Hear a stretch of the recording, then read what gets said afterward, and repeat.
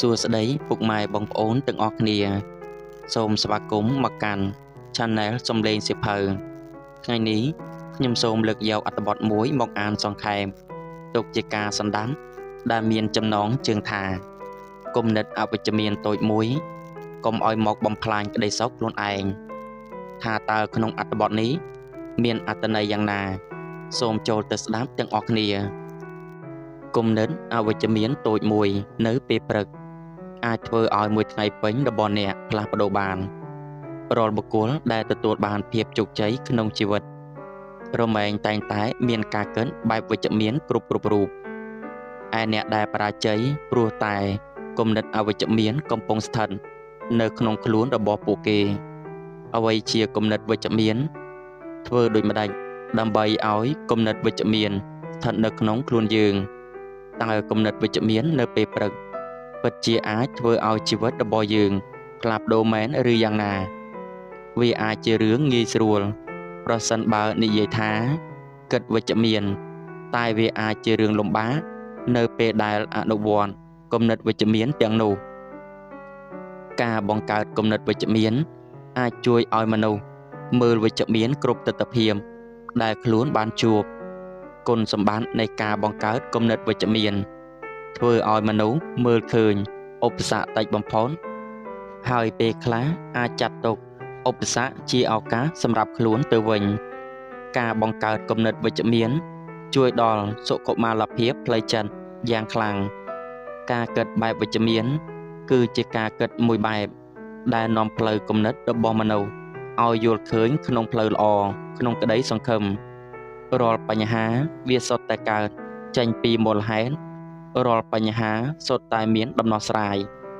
ការគិតវិជ្ជមានគឺសំដៅទៅដល់ការត្រេះរិះពិចារណាការរំលឹកដល់រឿងរ៉ាវល្អៗការសង្ឃឹមជឿជាក់ទៅដល់លទ្ធផលល្អណាមួយ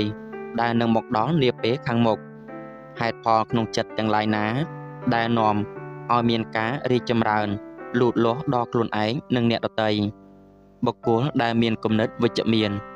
ជាបុគ្គលដែលមើលឃើញឧបសគ្គថាជាឱកាសក្នុងការកសាងស្នាដៃល្អៗទាំងឡាយគេតែងតែប្រព្រឹត្តការគិតនិងទង្វើល្អៗជានិច្ចទាំងសម្រាប់ខ្លួនឯងនិងទាំងសម្រាប់អ្នកដទៃការគិតបែបវិជ្ជមាននឹងផ្ដល់ផលដ៏គាប់ប្រសើរទៅដល់អ្នកដែលបានប្រព្រឹត្តដូចជាផ្នែកសុខភាពរបស់អ្នកក៏ត្រូវបានជះឥទ្ធិពលមកពីគំនិតរបស់អ្នកផងដែរនៅពេលដែលអ្នកភ្ញាក់ឡើងអ្នកគួរតែមានគំនិតវិជ្ជមានចំពោះសុខភាពអ្នកត្រូវគិតថា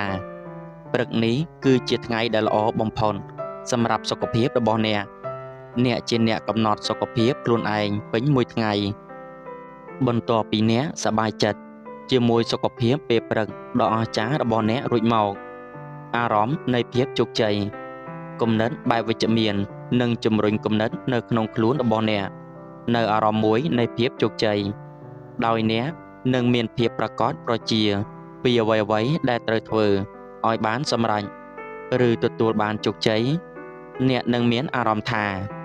នឹងធ្វើសកម្មភាពដោយគ្មានស្ទាក់ស្ទើរម្យ៉ាងទៀតអារម្មណ៍នៃភាពជោគជ័យនេះអ្នកអាចរំពឹងខ្ពស់នៅពេលព្រឹកនោះវេលាថ្ងៃត្រង់ឬល្ងាចអាចនឹងជោគជ័យពិតប្រាកដក៏ថាបានដែរគំនិតសុទិដ្ឋិនិយមពេលដែលការគិតរបស់អ្នកប្រកបដោយភាពវិជ្ជមានហើយមានន័យថាអ្នកគឺជាមនុស្សសុទិដ្ឋិនិយមវានឹងផ្ដល់អារម្មណ៍មួយដែលថាអ្វីៗដែលល្អវានឹងកើតមានឡើងអ្នកនឹងមើលឃើញពិតប្រាកដក្នុងពេលណាមួយជាពុំខានមានទំនុកចិត្តលើខ្លួនឯងអ្នកដែលមានការកិនបែបវិជ្ជមានតែងលើកទឹកចិត្តខ្លួនឯងឲ្យមានទំនុកចិត្តកាន់តែច្រើនឡើងជាលំដាប់ការធានាអះអាងថាបុគ្គលនោះនឹងជួយជំរុញនៅចំណងដ៏ពុះកញ្ជ្រោលរបស់គេឲ្យកើតឡើងម្យ៉ាងទៀតការលើកទឹកចិត្តខ្លួនឯងនៅពេលដែលអ្នកភ្ញាក់ពីដំណេកគឺជាពាក្យពិសេសបំផុតព្រោះអ្នកបាននិយាយមកកាន់ខ្លួនឯងមុននិយាយទៅកាន់អ្នកណាទាំងអស់សរុបសេចក្តីមក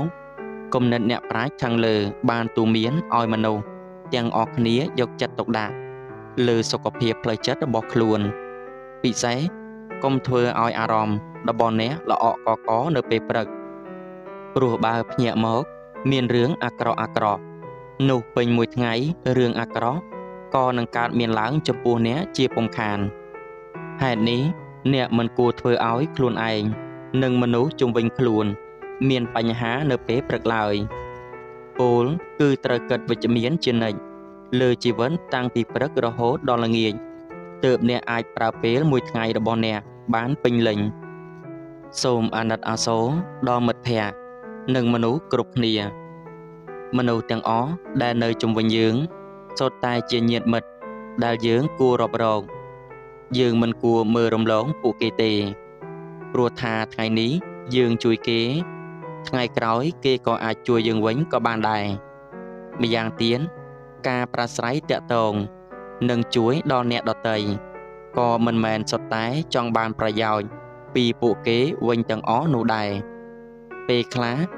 យើងជួយគេជាកម្លាំងកាយចិត្តប្រាជ្ញាស្មារតីអាណិតអាសូរដល់អ្នកផងក៏មិនមែនមានន័យថាយើងជួយដើម្បីយកប្រយោជន៍មកវិញដែរគឺជួយដើម្បីផ្ដល់ក្តីស្រឡាញ់តែប៉ុណ្ណោះបើអ្នកជាមនុស្សដែលមានសន្តានចិត្តចេះជួយគេ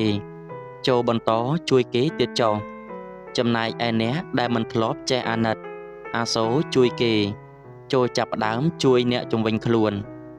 ការជួយនេះមិនមែនតម្រូវឲ្យអ្នកជួយជាមាសប្រាក់លុយកាក់អ្វីធំដុំនោះទេគឺគ្រាន់តែជួយជាកម្លាំងចិត្តលើកទឹកចិត្តក៏ជាជំនួយមួយដ៏មានន័យផងដែរជាពិសេសគឺមនុស្សដែលកំពុងបាក់ទឹកចិត្តខ្វះភាពកក់ក្ដៅបើនិយាយពីអត្ថប្រយោជន៍ដែលយើងជួយមិត្តនិងមនុស្សទូទៅប្រកបដោយភាពអាណិតអាសូរគឺយើងនឹងទទួលបានសេចក្តីអំណរខ្លាំងណាស់ពីពួកគាត់ដូចជាគេនឹងចងចាំយើងគេនឹងលើកសរសើរពីយើងរហូតគេនាំសេចក្តីដឹងគុណដល់យើងនៅថ្ងៃណាមួយជាពុំខានបន្ថែមពីលើនេះទៀតការដែលយើងចេះជួយគេគឺអំពើនេះបាននាំឲ្យយើងមានផាសុកភាពខាងផ្លូវចិត្តមានអារម្មណ៍ស្ងប់ព្រោះបានធ្វើអំពើល្អបានផ្ដល់ជំនួយដល់អ្នកដែលកំពុងត្រូវការកុំបណ្ដោយឲ្យអាកម្មបកិរិយារបស់អ្នកដទៃបំផ្លាញសេចក្តីសុខផ្លូវចិត្តរបស់អ្នកមនុស្សម្នាក់តែងតែប្រាថ្នានៅសេចក្តីសុខទាំងផ្លូវកាយនិងផ្លូវចិត្តចំពោះសេចក្តីសុខផ្នែកផ្លូវកាយយើងអាចថែរក្សាបានតាមរយៈការបរិភោគការហាត់ប្រាណជាដើមចំណែកឯសុខភាពផ្លូវចិត្តវាពិបាកបន្តិចទាល់តែយើងចេះអប់រំផ្លូវចិត្តឲ្យបានល្អតាមរយៈការសិក្សាពីទស្សនវិជ្ជានិងសាសនាជាដើមយ៉ាងណាមិញសេចក្តីសុខផ្នែកផ្លូវចិត្តនេះវាងាយនឹងរងសម្ពាធណាស់ពេលខ្លះអាចមកពីខ្លួនយើងហើយពេលខ្លះក៏អាចមកពីអ្នកដទៃផងដែរក្នុងករណីដែលអ្នកណាម្នាក់និយាយធ្វើឲ្យប៉ះពាល់ដល់អារម្មណ៍សូមអ្នកព្យាយាមកិននិងត្រេះរិះធ្វើយ៉ាងណាកុំឲ្យពាក្យសម្ដីរបស់គេមានឥទ្ធិពលលើចិត្តអ្នកបានឡើយព្រោះអ្វីដែលគេនិយាយចង់ឬមិនចង់គឺមានបំណងឲ្យអ្នកឈឺចាប់នេះឯងហើយបើអ្នកឈឺចាប់គឺមានន័យថាអ្នកកំពុងចាញ់គេហើយព្រះសង្ឃដាឡៃឡាម៉ាព្រះអង្គមានសង្ឃដីកាខាងលើនេះគឺក្នុងន័យអប់រំកុំឲ្យអ្នកគិតពីសម្ដីនិងអាកប្បកិរិយាអវិជ្ជមានដែលគេនិយាយប៉ះពាល់អារម្មណ៍អ្នកពេកអីបើអ្នកបានឮឬបានឃើញសូមអ្នករងាប់អារម្មណ៍រងចាំមើលបន្តិចកុំតបត្រឡប់នាំឲ្យចិត្តឆេះឆួលអីនៅពេលដែលអ្នកទប់អារម្មណ៍បែបនេះបានសត្រូវនោះក៏បាក់ស្បាតខ្លាចអ្នកដែរម្យ៉ាងទៀត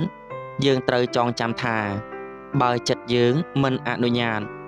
ឲ្យអ្នកដទៃមកបំផ្លាញអារម្មណ៍យើងទេគឺគេពុំមាន